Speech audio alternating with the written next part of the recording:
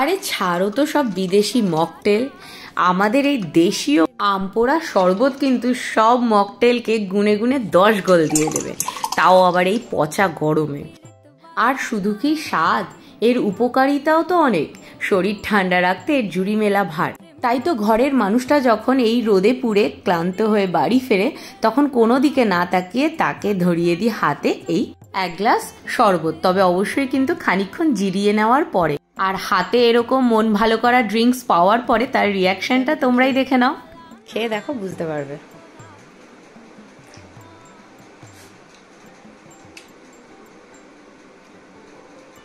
কি কি বলো তো? ইয়েস, তুমি ক পেয়েছো? কিরম হয়েছে? সত্যি তো? তাই আমপোড়া শরবত তো অনেক রকমভাবেই বানানো যায়।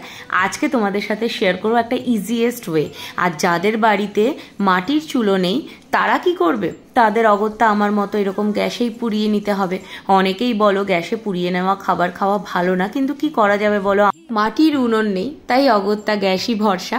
এই দেখো, মোটামুটি মিডিয়াম ফ্লেমে একেবারে কালো করে 4-5টা পুড়িয়ে নেব। সব মিলে ওই 8 থেকে 10 মিনিট মতো লাগে, এতে করে ভেতরটাও একেবারে নরম হয়ে যাবে।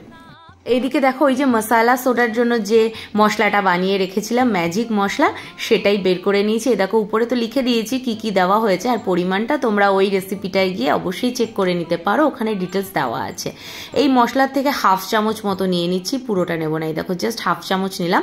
আর এখানে একটু মৌরি শুকনো খোলায় হালকা ভেজে গুঁড়ো করে রেখে দিয়েছিলাম, সেখান থেকেও এই যে 1/2 চামচ মতো নিয়ে নিলাম, মানে সব মিলিয়ে 1 চামচ। এটাকে ভালো করে মিক্স করে নিচ্ছি।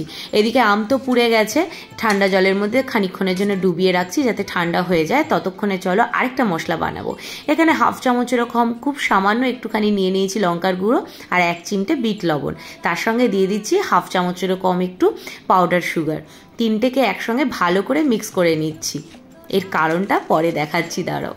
এদিকে আমগুলোও ভালোভাবে ঠান্ডা হয়ে গেছে, দাঁড়াও ছাড়িয়ে নিই। আর এখানে বলে রাখি, আমগুলো না 1-2 দিন আগে এনে রাখা ছিল ফ্রিজে, এই জন্য দেখো একটু হালকা হলুদ হলুদ হয়ে গেছিলো, আর পোড়ার পরে আরও বেশি হলুদ রাখছে রঙটা। কিন্তু তা বলে এটা পাকা আম নয়, কিন্তু একেবারেই কাঁচা আম। যারা একদমই নতুন তাদের হয়তো দেখে মনে হবে বাবারে বাবা কত ঝক্কি, এর থেকে আম পান্নার যে রেডিমেড ড্রিঙ্কসগুলো বাজারে কিনতে পাওয়া যায় সেই বানিয়ে দেওয়াই ভালো। কিন্তু না, সেইগুলোর থেকে এই যে বাড়িতে বানিয়ে নেওয়া আম পোড়া শরবত কিন্তু অনেক বেশি খাঁটি আর অনেক বেশি উপকারী। আর একবার বানিয়ে, বেশি করে বানিয়ে অনেক দিনের জন্য সংরক্ষণ করেও রেখে দেওয়া যায়। কিন্তু এই যে আমের এই কাঠটাকেও তোমরা এয়ারটাইট কন্টেনারে ভরে 10-12 দিন রেখে দিতেই পারো ফ্রিজে, একদম ভালো থাকে। আর ওই যে গুঁড়ো মশলাগুলো, সেগুলো এয়ারটাইট কন্টেনারে বেশি করে বানিয়ে রেখে দেওয়া যায়। এবার যে গ্লাসে সার্ভ করবে তার মুখের মধ্যে এই দেখো একটু করে লেবুর রস মাখিয়ে দিচ্ছি 4-5টাতে। আর তারপরে ওই যে গুঁড়ো মশলাটা বানালাম প্লেটের উপরে, তার মধ্যে ভালো করে এই যে গ্লাসটা ঘুরিয়ে নিলেই গ্লাসের গায়ে কিন্তু লেগে যাবে মশলাটা। আর এটা কিন্তু অবশ্যই দিও, এটা দিলে টেস্টটা অনেক বেশি ভালো লাগে। যখন 1 চুমুক করে শরবত মুখে দেবে তখনই বেশ একটা টকঝাল মিষ্টি ফ্লেভার পাওয়া যায়। একটা গ্লাস তো রেডি করে নিয়েছি, আরেকটা গ্লাসও ঠিক একইভাবে লেবুর রস মাখিয়ে মশলাটা মাখিয়ে নেব। আমি এখানে আজকে শরবতটা বানানোর জন্য একটা মাটির হাঁড়ি নিয়েছি, এটা ঘরে ছিল সেই জন্য। তোমরা যে কোনো বড় পাত্রে বানিয়ে নিতেই পারো। এর মধ্যে প্রথমেই দিয়ে দিলাম আমের কাঠটা, আর তারপরে দিয়ে দিচ্ছি ওই যে মিক্স করলাম মশলাটা সেইটা। এরপরে দিয়ে দিলাম পরিমাণ মতো বিট লবণ আর খানিকটা রক সল্ট। যদি রক সল্ট না থাকে পুরোটাই বিট লবণ দিতে পারো। এখানে নিয়ে নিয়েছি 15-16টা মতো পুদিনা পাতা আর একটা লঙ্কা, ভালো করে এই দেখো একটু ক্রাশ করে নিয়েছি, সেটাও দিয়ে দিলাম হাঁড়ির মধ্যে। এরপর দিচ্ছি 4 টেবিল চামচ মতো গুঁড়ো চিনি, তোমরা চাইলে আরও বেশি মিষ্টি দিতে পারো, আমরা মিষ্টিটা একটু কমই খাই।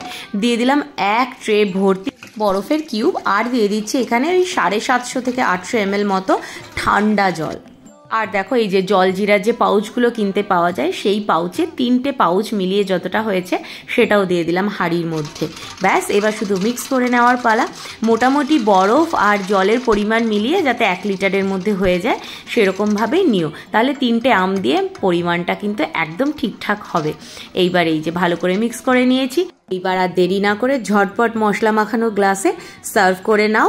আর ঠান্ডা ঠান্ডা আম পোড়া শরবত খেয়ে মন প্রাণ সবই জুড়িয়ে ফেলো।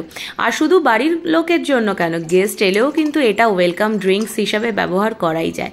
তাহলে চলো আজকের মতো তো রেসিপি দেখানো তোমাদের হয়ে গেল, আজকের মতো বিদায় নিই, দেখা হচ্ছে খুব শীঘ্রই নতুন আর একটা রেসিপির সঙ্গে।